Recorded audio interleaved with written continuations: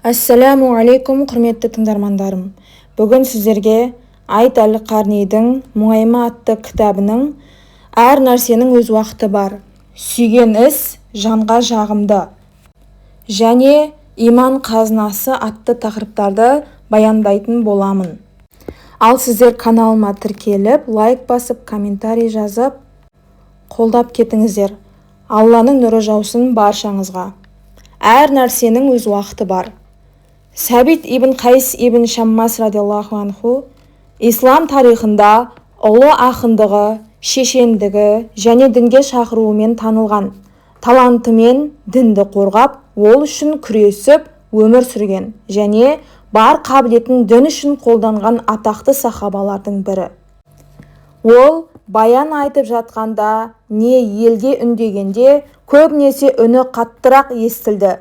Мұндай уақыт Алла елшісінің саллаллаху алейхи уассаламның қатысуында да болған. Кейінірек Алла тағала аят түсірген. Худжурат сүресінің 2-ші аятында: «Уа иман келтіргендер, дауыстарыңды пайғамбардың дауысынан қатты шығармаңдар. Сондай-ақ онымен тілдескенде бір-біріңмен дабырлап сөйлескендей даурықпай ақырын сөйлесіңдер. Әйтпесе істеген игі істеріңнің зая кеткенін сезбей қаласыңдар» деген. Сәбит ибн Шаммас радиаллаху анху бұл аят өзі туралы түсірілген екен деп ойлап, елден алыстап, үйінен еш жаққа шықпай жылап отырды. Оның көрінбей қалғанын байқап, Алла елшісі саллаллаху алейхи уассалам ол туралы сұрастырғанда, олар болған оқиғаны айтып берді. Сонда ол саллаллаху алейхи уассалам: «Жоқ, ол пейіштің тұрғындарынан» деді. Кенеттен болған қорқыныш қуанышқа айналды. Қайғы-мұң кетіп алысқа, қайтадан көңіл жайланды. Әзіреті Айша радиаллаху анхаға зина бойынша жала жапқанда, ол бір ай бойы тоқтамай жылаған. Сол күн оған күтпеген жерден ауыр қайғы-мұңды алып келді. Шындық болса кешігіп жатты. Ақыры Алла тағала аят түсірді. Нұр сүресінің 23-ші аятында: «Арсыздықтың, күнәнің не екенін де білмейтін, ары мен көңілі таза мүмин әйелдерге зина жасады» деп жалған жала жапқандар бұл дүниеде де, ақыретте де Алланың рахымынан алысталып, лағнеттеледі. Сондай-ақ оларға алапат азап бар деген. Осылайша бәрі оның күнәсіз екеніне сенді. Сөйтіп, ауыр қайғы-мұңнан кейін құтылу келді. Сынақ қуанышпен бітті. Тәбук жорығына бармай қалған үшеуі жаратқанның шешімін 2 ай бойы сарғая күтті.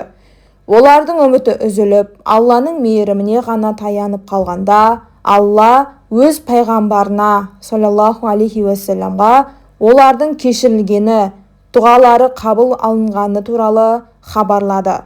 Көбінесе жеңілдік кісінің иманы ең жоғарғы деңгейге жетіп, жаратқанға бүкіл ниетімен ұмтылғанда және одан басқаларды ұмытқанда ғана келеді. Сүйген іс жанға жағымды. Ұлы ислам оқымыстыларының бірі былай дейді: «Бірде қатты ауырып қалғанымда, дәрігер: сіздің көп оқуыңыз, ислам ілімдерімен шұғылдануыңыз ауруыңызды күшейтіп жатыр» деді. Мен оған: «Іліммен шұғылданбай қоя алмаймын, ондайға шыдамым жетпейді. Бірақ сізден бір нәрсені сұрайын, дәрігер ретінде айтсаңыз, ғашық көңіл мен жақсы көңіл-күй айығуға жәрдем бере ме?» деп сұрадым. Ол: «Жәрдем береді» деді. Мен онда айтып қоюым керек: ислам ілімдерімен шұғылданып жатқанда жан дүнием рахат алып, көңіл күйім рахат, көңілім тыныш болады. Бұдан өзім үшін тебіреніс аламын дедім.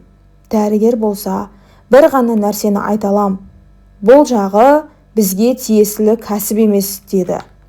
Нұр сүресінің 11-ші аятында: «Алайда бұл оқиғаны өздерің үшін жамандық екен деп ойламаңдар, керісінше ол сендер үшін хайырлы болмақ». Иман қазынасы.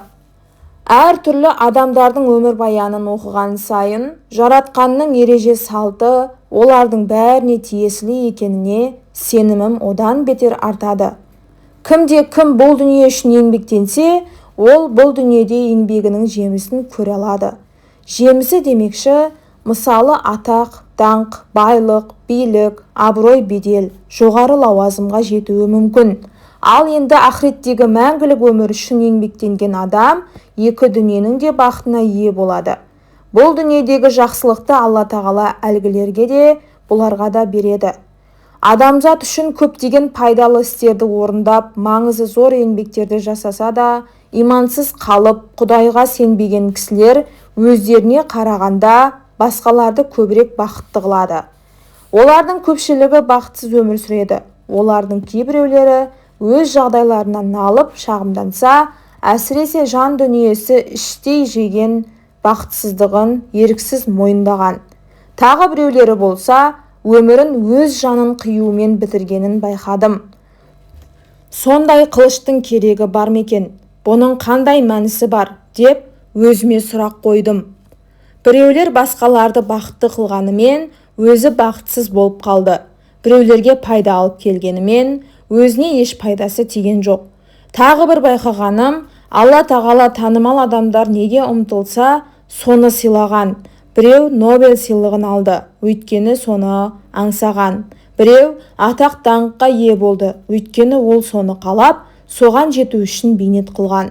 Біреу қатты байыды, өйткені ол соны мақсат қылған, және соған жету үшін бүкіл күшін жұмсаған.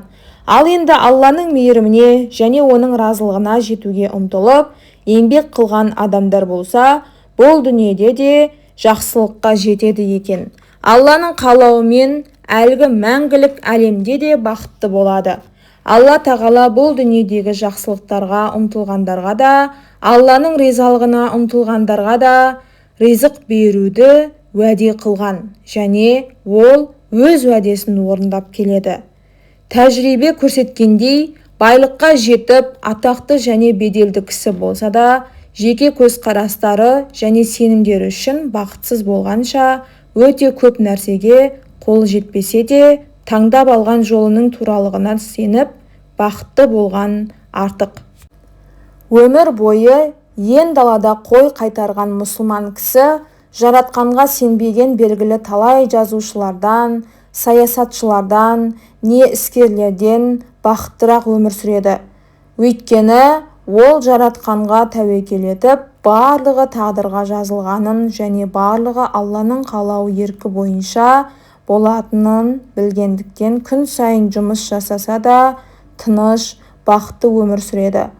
Ал енді әлгілер болса, көбінше өмірінің мән-маңызын дәл біле алмайды. Жан дүниелерінің тынышсыздығынан жабырқап, алда өзін не күтіп тұрғанын елестете алмай, қорқынышта өмір сүреді, және көптеген проблемалар оларға өте шешілместей болып көрініп, бұл өмірде үмітсіздікке ұшырайды.